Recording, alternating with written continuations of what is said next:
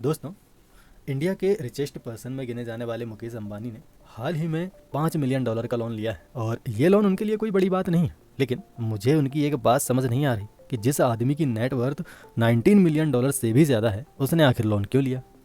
जबकि हम middle class और लोअर क्लास तो बचपन के यही सिखाया जाता है कि बेटा लोन बहुत बुरी चीज़ है, कर्जे कभी मत लो।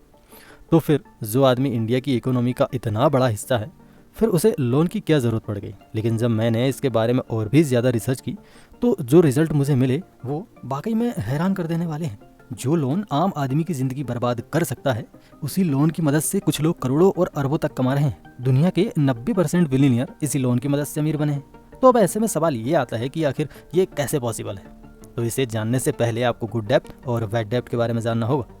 इमेजिन कीजिए कि आप और आपका फ्रेंड रोहन अपनी नज़दीकी बैंक से 2-2 लाख रुपए का लोन लेते हैं। आप लोन मिलते ही उसे खर्च करने के लिए निकल पड़ते हैं और मार्केट से एक आईफोन और एक स्पोर्ट बाइक खरीद लाते हैं। वहीं दूसरी तरफ रोहन उन पैसों से अपना एक छोटा सा बिजनेस शुरू करता है। आपके पास न्यू आईफोन और न्यू बाइक को देखकर आपके कॉलेज फ्रेंड आपसे काफ़ी ज़्यादा अट्रैक्टेड है, लेकिन रोहन के बिजनेस से कोई अट्रैक्ट नहीं है।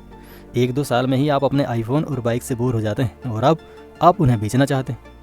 उनको बेचने जब आप मार्केट पहुंचते हैं तो आपको आईफोन और बाइक की कीमत से आधे पैसे ही मिलते हैं, यानी आपने उन चीज़ों को 2 लाख रुपए की कीमत देकर खरीदा था, लेकिन आप उन्हें अब 1 लाख में बेच रहे हैं। जबकि रोहन अपने बिजनेस से ही करीब 1 लाख रुपए कमा चुका है।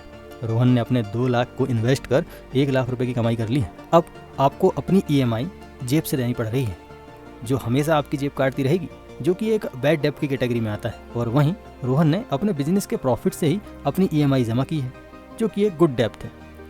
गुड डेप्ट वो होता है जो आपकी वेल्थ को इंक्रीज करे, जबकि बैड डेप्ट हमारे लिए मुसीबतें बढ़ाता है और एक लाइबिलिटी की तरह काम करता है, जो हमेशा हमारी जेब काटता रहता है। रिच डैड पुअर डैड के ऑथर रॉबर्ट कियोसाकी ने अपनी book cash flow of quadrant में भी इसका जिक्र किया है। बिजनेस स्टैंडर्ड के एक आर्टिकल में बताया गया है कि इंडिया में लगभग 40 करोड़ लोग मिडिल क्लास से बिलोंग करते हैं, जिनके पास अच्छी खासी जॉब है और इनकी सैलरी भी 40,000 से ज़्यादा है। फिर भी इनमें से 25 से 30 करोड़ लोगों ने लोन ले रखा है। और हैरानी की बात तो यह है कि यह लोन ना तो बिजनेस के लिए लिया गया है और ना ही एजुकेशन के लिए, बल्कि कार, बाइक, फ़ोन और कुछ लोगों ने तो अपनी शादी तक के लिए लोन ले रखा है। जबकि ये सभी लाइबिलिटीज़ हैं। लाइबिलिटी वो होती है जो आपके जेब से पैसा निकालती है। अमीर लोग कभी भी लोन से लाइबिलिटी नहीं खरीदते, वो उन पैसों से एसेट्स खरीदते हैं। वो एसेट्स ही उन्हें पैसा कमा कर देते हैं। एसेट्स वो होते हैं जो आपकी जेब में पैसा डालते हैं। इनके बारे में हम आगे डिस्कस करते चलेंगे। अब आपके मन में एक सवाल आ रहा होगा कि भाई साहब, क्या हम भी एसेट्स खरीद सकते हैं? तो हाँ, बिल्कुल खरीद सकते हैं। तो आइए पहले हम उन तरीकों को जान लेते हैं जिनको अपनाकर आप भी लोन से अमीर बन सकते हैं और जो आपको लोन से अमीर बनने में आपकी हेल्प करेंगे। तो इसमें पहला है हाई रिटर्न एसेट्स में इन्वेस्ट करना। अगर मैं आपसे पूछूं कि आपको 1 करोड़ कमाने में कितना समय लगेगा, तो आप में से कुछ कहेंगे कि 10 साल, 15 साल और कुछ तो कहेंगे कि 30 साल में भी नहीं कमा सकते। लेकिन आप लोगों ने अशनीर ग्रोवर का नाम तो सुना ही होगा। उन्होंने मात्र 8 मिनट में ही 2.25 करोड़ रुपए कमाए थे। उन्होंने जोमेटो के IPO में 100 करोड़ रुपए का इन्वेस्टमेंट किया था और स्टॉक के लिस्ट होते ही मात्र 8 मिनट बाद उन्हें बेचकर 2.25 करोड़ रुपए का प्रॉफिट बुक किया था। अगर आपके सामने भी कोई ऐसा एसेट्स है जो आपको आपके बैंक के इंटरेस्ट से ज़्यादा रिटर्न दे रहा है, तो आप उसमें इन्वेस्ट कर सकते हैं। इसमें आपको 2 बातों का ध्यान रखना बहुत ज़रूरी है। पहला, कभी भी ऐसी जगह इन्वेस्ट ना करें जिसकी आपको नॉलेज ना हो, और दूसरा, अपने रिस्क को हमेशा कवर करके चलें। तो अब बात कर लेते हैं अगले पॉइंट नंबर 2 की, start a new business. Loan लेकर आप एक नए बिजनेस की शुरुआत कर सकते हैं।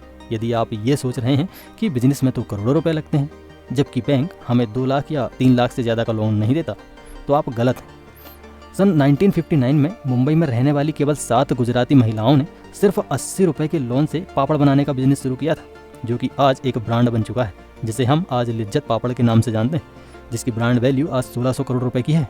इस कंपनी में लगभग 50,000 से भी ज़्यादा लोगों को रोजगार मिला है। तो अब बात कर लेते हैं अगले पॉइंट नंबर 3 की, इन्वेस्ट इन प्रॉपर्टीज़। आपने अक्सर सुना होगा कि किसी को प्रॉपर्टी बहुत सस्ते दामों में मिल गई तो उसने खरीद ली। क्या आपने कभी ऐसा सोचा है कि कोई अपनी प्रॉपर्टी सस्ते में क्यों बेच रहा है? इसके पीछे का रीज़न हो सकता है कि उसकी फैमिली में कोई इमरजेंसी हो। तो ऐसे में आप उस प्रॉपर्टी को बैंक से लोन लेकर भी खरीद सकते हैं। उस प्रॉपर्टी को रेंट देकर आप बैंक की EMI दे सकते हैं और समय के साथ साथ उस प्रॉपर्टी की वैल्यू भी बढ़ती रहेगी। अब अगले पॉइंट की बात कर लेते हैं नंबर 4 की, एक्सपैंड योर ओन बिजनेस। यदि आप पहले से ही कोई बिजनेस कर रहे हैं और आपको लगता है कि उस बिजनेस में ग्रोथ के और भी ज़्यादा चांसेस हैं, तो आप बैंक से लोन लेकर अपने बिजनेस को एक्सपेंड कर सकते हैं। इसका बेस्ट एग्जाम्पल है मुकेश अंबानी, जिनका जिक्र हमने वीडियो के स्टार्टिंग में ही किया था, जिनकी कंपनी जियो ने $5 मिलियन के लोन की हेल्प से पूरे देश में अपनी 5G सर्विसेज को रोल आउट करने का प्लान किया है। तो ये थे कुछ तरीके जिनसे आप भी लोन लेकर अपनी वेल्थ बना सकते हैं। यदि आप और ऐसे ही किसी और तरीके के बारे में जानते हैं जो इस वीडियो में कवर नहीं हो पाया है तो उसे कमेंट में ज़रूर बताएं। और इस बात पर अगर आपको लगता है कि यह वीडियो आपका वैल्यूएबल लाइक डिजर्व करता है तो इस वीडियो को लाइक ज़रूर करें। धन्यवाद।